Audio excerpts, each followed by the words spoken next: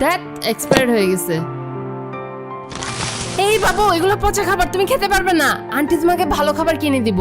আমার কাছে খাবার কেনার টাকা নাই, সব টাকা এই চক কিনতে খরচ হয়ে গেছে। এই চক দিয়ে আমি ছবি আঁকবো। সমস্যা নাই, আন্টি আছি না, আন্টি কিনে দিব। ইয়ে আমার সাথে চলো।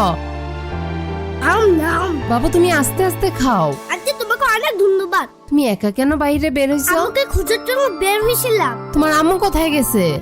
আম্মু কবরস্থানে শুয়ে আছে, সেখান থেকে কেউ নাকি ফিরে আসে না। আম্মুকে অনেক যাচ্ছি কিন্তু কথা বলে না। তোমার আব্বু কোথায়? আব্বু অফিসে কাজ করে। তোমার বাসার ঠিকানা আন্টিকে বলতে পারবা? তাহলে আন্টি তোমাকে বাসায় পৌঁছে দিয়ে আসতাম। চলো।